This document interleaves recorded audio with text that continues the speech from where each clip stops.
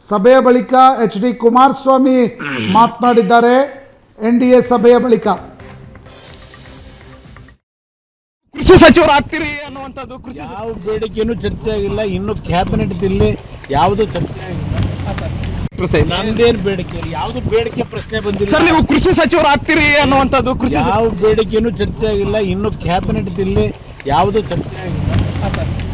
ನಂದೇನು ಬೇಡಿಕೆ ಇಲ್ಲ, ಯಾವುದು ಬೇಡಿಕೆ ಪ್ರಶ್ನೆ ಬಂದಿಲ್ಲ. ಸರ್, ನೀವು ಕೃಷಿ ಸಚಿವರು ಆಗ್ತೀರಿ ಅನ್ನುವಂಥದ್ದು ಕೃಷಿ ಯಾವ ಬೇಡಿಕೆನೂ ಚರ್ಚೆ ಆಗಿಲ್ಲ. ಇನ್ನು ಕ್ಯಾಬಿನೆಟ್ ಇಲ್ಲಿ ಯಾವುದು ಚರ್ಚೆ ಆಗಿಲ್ಲ.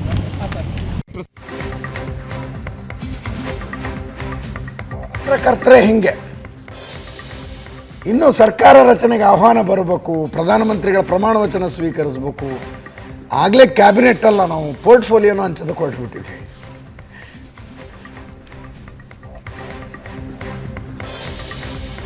ಯಾವ ಖಾತೆಯ ಸಚಿವರಾಗ್ತಾರೋ ಗೊತ್ತಿಲ್ಲ, ಬಟ್ ಕುಮಾರಸ್ವಾಮಿ ಅವರು ಸಚಿವರಾಗೋದು ಖಚಿತ ಅನ್ನಿಸ್ತಾ ಇದೆ. ಕ್ಯಾಬಿನೆಟ್ ಸಚಿವ, ಫಾರ್ಮರ್ ಚೀಫ್ ಮಿನಿಸ್ಟರ್. ಹೌದೌದು, ಕ್ಯಾಬಿನೆಟ್ ದರ್ಜೆಯ ಸಚಿವರಾಗೋದು ಖಚಿತ ಅನ್ನಿಸ್ತಾ ಇದೆ.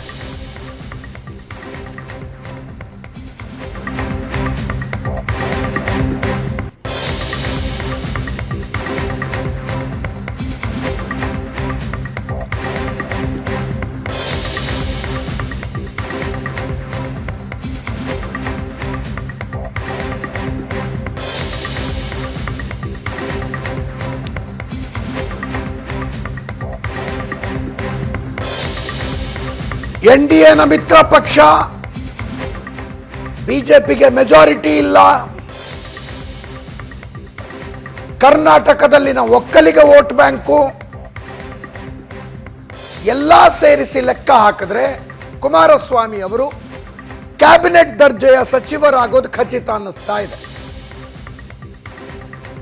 ಯಾವುದೇ ಬೇಡಿಕೆ ಇಟ್ಟಿಲ್ಲ, ಯಾವುದು ಚರ್ಚೆ ಆಗಿಲ್ಲ ಅಂತಂದ್ರು. ಆದರೆ ರಾಜಕೀಯ ಲೆಕ್ಕಾಚಾರಗಳು ಕುಮಾರಸ್ವಾಮಿ ಅವರು ಕ್ಯಾಬಿನೆಟ್ ದರ್ಜೆ ಸಚಿವರಾಗ್ತಾರೆ ಅಂತ ಹೇಳ್ತಾ ಇದ್ದಾವೆ.